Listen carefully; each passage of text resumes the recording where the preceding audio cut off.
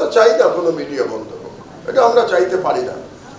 আমরা চাই সবার যেন কথা বলার সম অধিকার থাকে।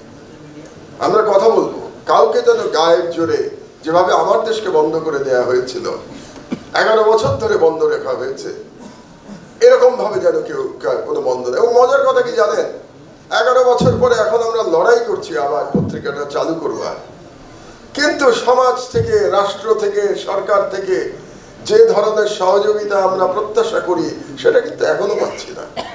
নানা রকম বাধা আমাদেরকে অতিক্রম করতে হচ্ছে। ব্যুরোক্রেসির নানা রকম বটলনেক কিন্তু এখনো আটকে রেখেছে আমাদেরকে। আজকে ক মাস হয়ে গেল, 3 মাস হয়ে গেল। আমি তো মনে করি সরকারের দায়িত্ব ছিল তাদের এগিয়ে আসা, তাদের জিজ্ঞেস করা উচিত ছিল আমাদেরকে যে কি লাগবে, আপনাদের পত্রিকাটা বের করার জন্য কি লাগবে। আমি জানি সরকারের বিভিন্ন অংশের সদিচ্ছা আছে, আসিফ নজরুলেরও সদিচ্ছা আছে যে আমার দেশ বেরোক, কিন্তু বের হোক সদিচ্ছা থাকা আর একটা পত্রিকা বের করা, যে তার মধ্যে যে পার্থক্য, এটা আসিফ নজরুল সাহেব ভালো জানেন, কারণ তিনি মিডিয়ার লোক, তিনি মিডিয়াতে জীবন কাটিয়েছেন। তিনি জানেন যে একটা পত্রিকা বের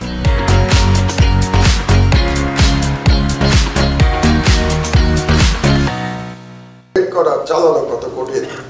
এবং এই যে 11 বছর ধরে এক শেখ হাসিনার দানব সরকার আমার দেশকে বিভিন্ন ভাবে ধ্বংস করে গেছে, সেখান থেকে এখন যে আমরা খুব দ্রুত পত্রিকাটা চালাবো, সেইটা চালানোর জন্য যে সহযোগিতা দরকার, সরকারের সকল অংশে সেই সহযোগিতা এখনো নাই।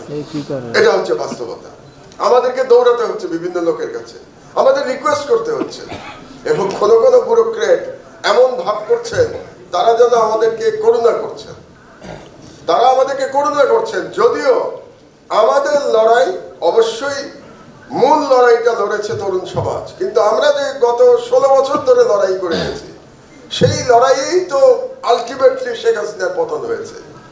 এবং সেই পতন হওয়ার ফলেই বর্তমানে যে সরকার ক্ষমতায় আছে তারা ক্ষমতায় আসতে পেরেছে।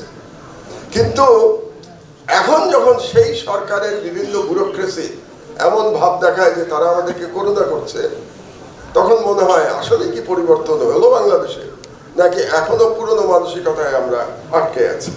আমার